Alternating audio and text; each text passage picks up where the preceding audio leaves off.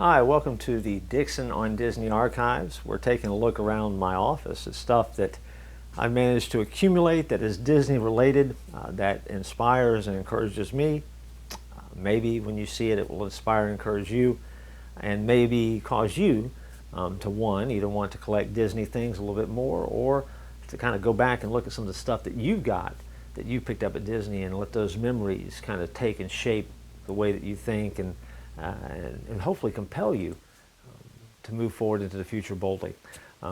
Back on the shelf over here, there are a variety of things, and we'll eventually get to a lot of them. Not all of them, I'm sure, but a lot of them we'll get to see. And so if you see something that looks interesting to you, we'll probably get back to it. But I want to grab something here that maybe you haven't seen. This is a shadow box that has a Christmas light inside. It is marked The Spectacle of Dancing Lights, and it has the dates from 1995 to 2015. This is a commemorative thing that was given out on the final year during the final performances of the Spectacle of Dancing Lights, the Osborne lights, as they were known by some Disney fans. These were the lights that were put through the streets of America and at Disney Hollywood Studios. The Osborne family donated lights after they basically were run out of town because their Christmas display was so big at their home. And so all the lights were transported and they began to be shown at Disney. And what happened is, in studios, these lights found their home, and as time went by, it was expanded and expanded and expanded until it became this nighttime spectacle that then they came back a few years later and they were able to choreograph the lights to music.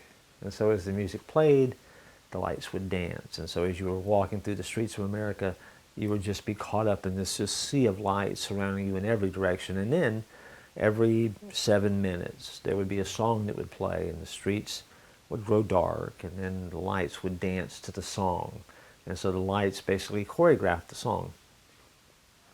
Hollywood Studios has gone through an expansion, as many Disney fans know, and that area of the park has been given away to what is now Star Wars Galaxy's Edge. And that expansion has kind of gobbled up that real estate that used to be the Streets of America. The Streets of America used to be a city background is what it was, a prop, if you would, that would be used in a movie set, in a movie studio, that was used for a couple of short films or featurettes, if you will, never a feature film. But more than anything else, it was a place where people would walk and look and notice some of the details that were there. Eventually, it just became the Christmas place to go. And crowds after crowds and crowds would just kind of squeeze in and look and watch the lights dance. When they decided that they were getting ready to build and expand into the Star Wars area and they needed to destroy it and it needed to be shut down, sadly, the Osborne lights had nowhere to go.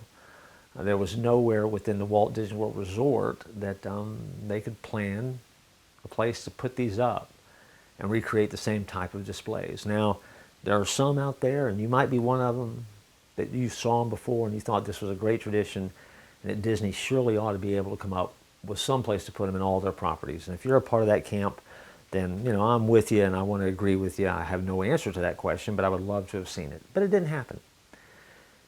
And so the final year, they offered a special to guests that would visit, and what it was an opportunity to come and sit in the center of the street into a roped-off area and eat a meal, a catered meal that was provided by Disney, and you would actually sit there in that viewing area, you would have your dinner, and while you ate, the lights would dance. And you actually got just basically a private viewing area that you could actually sit and enjoy a meal under the dancing lights, and it was kind of the big hurrah goodbye because you would never see them again. As part of attending that meal, they gave you this shadow box, which actually contained a light that had been featured at some point in the history of the Osborne Dancing Lights. And so they gave you this shadow box as a commemorative gift that you could take and put on your shelf like I've done. That is a reminder of what was a fabulous Christmas tradition. For me, when I look at it, it reminds me of some good times and some things that I used to do as part of a Christmas tradition that even to this day I miss. I miss having the opportunity to go out there and play. I have missed the opportunity to be able to go out there and look at the lights and just take a slow walk and spend an evening just looking at lights and listening to music. Something incredibly festive about that. Of course, you know the reason for that. Christmas is all about hope, all about future, and we celebrate the birth of a Savior. We celebrate the giving of gifts, and we remember that with Santa Claus and all the Christmas traditions that wrap around that. The Osborne Lights was an opportunity to come out and get in the streets among people that you didn't know and be able to watch and laugh and listen to people sing Christmas songs, to watch them look up in a Florida sky, usually in a warm Florida sky, and see artificial snow falling, and you would think it was the greatest snowstorm in the world. You could walk down one street and see people just dance and have a great time. You could see little kids laugh. You could see people drinking hot chocolate. And it was capturing a bit of Americana that probably never was and never will be.